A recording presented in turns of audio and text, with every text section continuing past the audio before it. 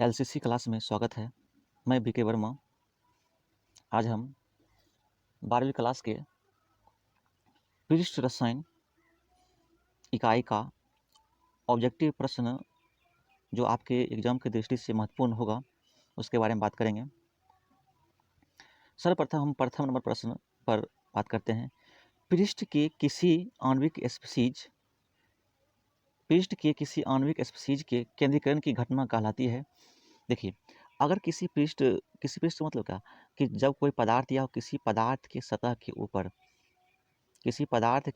ऊपर अगर कोई वस्तु आता है, तो वस्तु जब आता है तो उसकी क्या होता है, उसकी ऊपरी सतह पर अंदर की ओर एब्जॉर्ब करने लगता है, मतलब सूखने लगता है। वो क्या कहलाता है? अधिशोषण। मतलब जो पदार्थ किसी चीज़ के ऊपर पहुँचता है और पहुँचने के बाद वो खींचना शुरू कर दे, क्या कहलाता है? अधिशोषण। इस प्रकार क्या होता है? इसका बी नंबर ऑप्शन जो होगा, इसका ऑप्शन नंबर बी जो होगा, क्या होगा? सही होगा। इसका बी नंबर ऑप्शन क्या होगा? सही होगा। अब हम प्रश्न नंबर 2 पे बात करते हैं।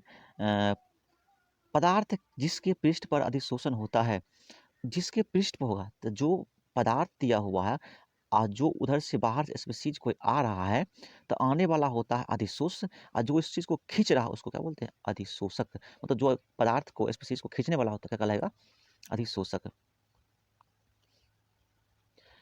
अब एक प्रश्न नंबर 3 को देखते हैं। तो अधिशोषण की प्रक्रिया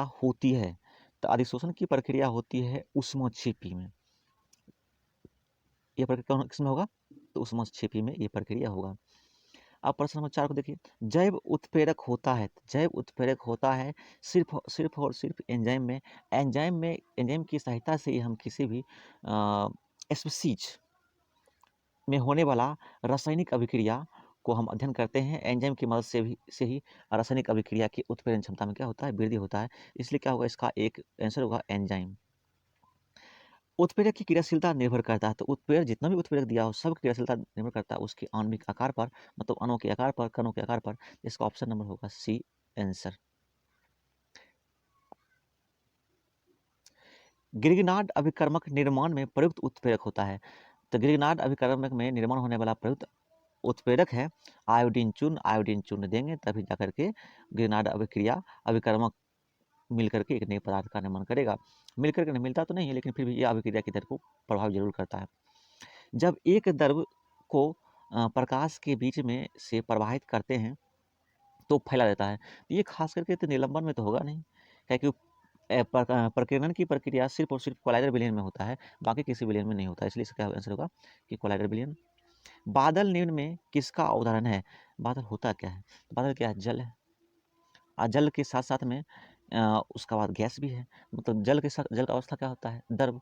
गैस क्या होता है? तो गैस का तो गैसीय अवस्था, मतलब कोई भी गैस हो सकता है। इसका ऑप्शन नंबर क्या होगा? बी। मतलब ऑप्शन बी द्रव प्लस गैस का उदाहरण है। ब्राउनियन गति का कारण क्या है? तो ब्राउनियन गति का कारण क्या है कि जितना उसमें से अवयवी कण आपस में टकराहट करेगा, कोलाइडल कण आपस में टक्कर मारेगा, उतना ही उसका गति उत्पन्न तीव्र होगा। इसलिए इसका ऑप्शन नंबर कितना होगा? सी। निम्न में से कोलाइडी कणों का आकार होता है। तो निम्न में से कोलाइडी कण का आकार होता है 5 से 10 7 सेंटीमीटर कोलाइडी कणों का आकार होता है। निम्न में कौन टिनल प्रभाव नहीं दिखाता है? तो जो शर्करा विलयन होता है, शर्करा विलयन टिनल प्रभाव को नहीं दिखाता है। द्रव स्नेही विलयन अस्थायी होता है क्योंकि कि इसके कणों के ऊपर आवेश उपस्थित होते हैं। आवेश होने के कारण ही वह द्रव स्नेही के रूप में व्यवहार करता है। कोलाइड पर उपस्थित आवेश को नष्ट करने हेतु किसे प्रयुक्त किया जाता है? तो कोलाइड पर उपस्थित आवेश को नष्ट करने हेतु विद्युत अपघट्ट प्रक्रिया को उपयोग किया जाता है। जिससे विद्युत अपघट्ट प्रक्रिया उपस्थित होने के बाद क्या होता है कि अपघट्ट करने के बाद तो पॉजिटिव नेगेटिव आयंस का वहाँ पर समाप्ति हो जाता है। कोलाइड में व्यास का ह्रास होता है। तो कोलाइड में व्यास का ह्रास होता है 1 से लेकर 1000 नैनोमीटर तक। ऑप्शन नंबर इसका बी सही होगा। स्वर्ण संख्या सबसे कम होता है। तो स्वर्ण संख्या सबसे कम होगा जो जिलेटिन पर या जिलेटिन में। पेप्टिकरण वह प्रक्रिया है जिसमें ऑप्शन नंबर ए कोलाइडल कणों का अवक्षेपण अब होता है, कोलाइड का शुद्धिकरण होता है, अवक्षेप का कोलाइडल सॉल्व में परिवर्तन होता है, तो कोलाइडल कणों का विद्युत क्षेत्र में गमन होता है। इसका ऑप्शन होगा क्या कि सी नंबर अवक्षेप सॉल्व में परिवर्तन होता है। तो अवक्षेप का कोलाइडल सॉल्व में परिवर्तन होता है। तो खाद्य संरक्षण में प्रयुक्त पोटासियम मेटासल्फाइड है। तो खाद्य संरक्षण मतलब किसी भी खाद्य पदार्थ को सुरक्षित रखने के लिए पोटासियम मेटासल्फाइड एक रसायन का प्रयोग किया जाता है, जो एक बाहरी वातावरण से सुरक्षित रखने का काम करता है। तो ऐसा उत्प्रेरक कहलाता है ऋणात्मक उत्प्रेरक। भौतिक अधिशोषण में गैस के कण ठोस सतह पर किस बल से जुड़ा होता है? जितना भी भौतिक अधिशोषण होता है, वो सारे के सारे वन der वाल का, कि भौतिक बल पर लगने वाला बल जो होता है वन der वाल बल ही होता है, गुरुत्व बल, विद्युत बल, इससे कुछ नहीं होता। ऑप्शन इसका डी सही होगा। रासायनिक अधिशोषण में कितने परतें होती है? तो रासायनिक अधिशोषण में सिर्फ और सिर्फ एक परत पाई जाती है, मतलब एक होगा उसका आंसर। अब हम प्रश्न नंबर 20 के ग्राफ को देखते हैं। तो कौन सा ग्राफ अधिशोषण समतापी को निरूपित करता था? इसका ऑप्शन नंबर सी होगा, जो समतापी को रिप्रेजेंट करेगा। टिंडल प्रभाव पाया जाता है, टिंडल प्रभाव पाया जाता है, तो टिंडल प्रभाव सिर्फ और सिर्फ कोलाइडल घोल में ही पाया जाएगा या कोलाइडल सॉल्व में ही पाया जाएगा? इसका ऑप्शन नंबर सी होगा। निम्न में कौन लायोफिलिक कोलाइड है? तो लायोफिलिक कोलाइड कहते किसको हैं? तो मतलब कि जो लायो का मतलब होता है लाइक, फिलिक मतलब कि लाइक मतलब क्या, जो जिसमें लाइक मात्रा ज़्यादा हो, और फिलिक मतलब क्या, उसको ज़्यादा लगा हो, जिसमें पानी की मात्रा ज़्यादा हो और तेलीय पदार्थ की मात्रा कम हो, ऐसा सॉल्यूशन भी ही लायोफिलिक कोलाइड कहलाता है। इसका ऑप्शन नंबर होगा ए, दूध, जो खास करके लायोफिलिक कोलाइड का एक अच्छा एग्जाम्पल है। निम्न में कौन सा गुण विलयन में नहीं होता है? निम्न में कौन सा गुण विलयन में नहीं होता है?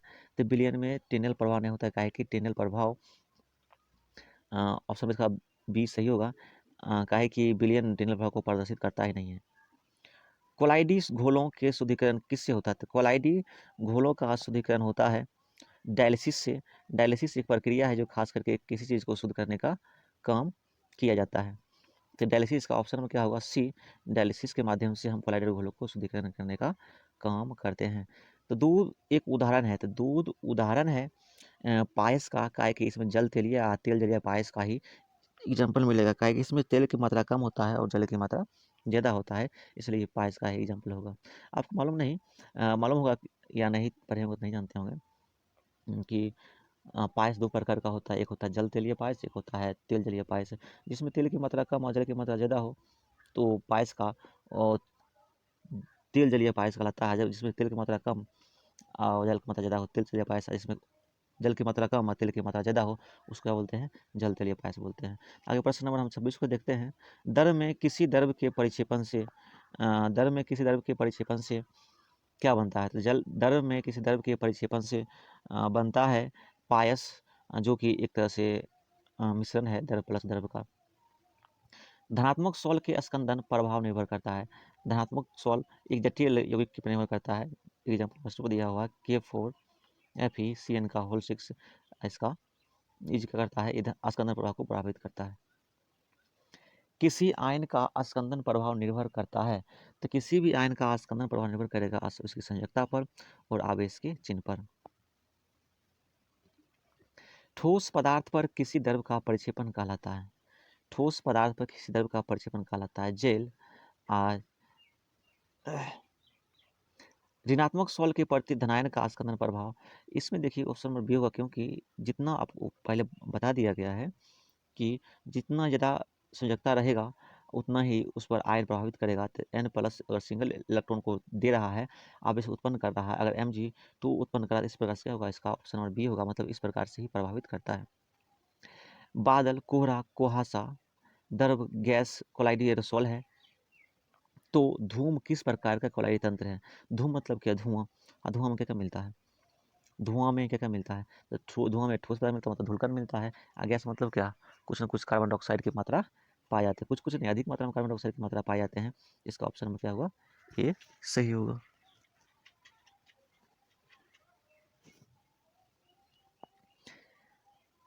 प्रश्न संख्या 32 की तरफ देखते हैं। दूध किस प्रकार का कोलाइडी तंत्र है? दूध एक अनुत्क्रमणीय कोलाइडी तंत्र है। उत्क्रमणीय मतलब क्या होता है? जो फॉरवर्ड और बैकवर्ड दोनों कंडीशन हो। उत्क्रमण मतलब क्या? कि एक ही तरफ अभिक्रिया हो, दो तरफ अभिक्रिया नहीं हो। जिस प्रकार की किस प्रकार की धातुएं प्रभावी उत्प्रेरक बनाती है? तो जो अधिकांश उत्प्रेरक का निर्माण करने वाला एक संक्रमण धातु है, जो महत्वपूर्ण और जटिल उत्प्रेरक का निर्माण करता है, तो इसमें से ऑप्शन होगा संक्रमण धातु। वनस्पति तेल से वनस्पति घी के निर्माण में प्रयुक्त उत्प्रेरक है, तो इसमें उत्प्रेरक हो जाएगा निकेल। तेलों के हाइड्रोजनीकरण में किस उत्प्रेरक का प्रयोग किया था? तो इसमें जो ऑप्शन नंबर बी दिया हो निकेल का, तो निकेल ही क्या करता है, उत्प्रेरक के रूप में व्यवहार किया जाता है। हेबर विधि से अमोनिया के निर्माण में Fe उत्प्रेरक के लिए वर्धक का कार्य करता है, तो मॉलिब्डेनम जो है वह वर्धक के रूप में काम करेगा। वर्धक अभिक्रिया का कार्य होता है, तो उत्प्रेरक की उत्प्रेरक सक्रियता को बढ़ाना, ये ऑप्शन नंबर बी इसका सही होगा। उत्प्रेरक की उत्प्रेरकता को बढ़ा देना क्या होता है, वह सक्रिय कर देता है। प्लेटिनम उत्प्रेरक के लिए विष का काम करता है, तो प्लेटिनम उत्प्रेरक के लिए विष का काम करता है आर्सेनिक के ऑक्साइड्स, मतलब ऑप्शन नंबर सी इसका आंसर होगा। 49वां क्वेश्चन देखते हैं। निम्न में कौन जल में कोलाइडल विलयन बनाता है? इसमें स्टार्च जो होगा जल में कोलाइडल विलयन का निर्माण करेगा, और ऑप्शन नंबर इसका सी सही होगा। प्रश्न नंबर 40 देखते हैं। स्वक्रिय चालकोल के द्वारा सर्वाधिक अधिशोषण होता है, किसका? कार्बन डाइऑक्साइड का सर्वाधिक अधिशोषण होगा। इस प्रकार आज हमने 40 प्रश्न को कंप्लीट किया। फ्रेंड अगर अच्छा लगे तो लाइक और सब्सक्राइब करना ना भूलें। Best of luck.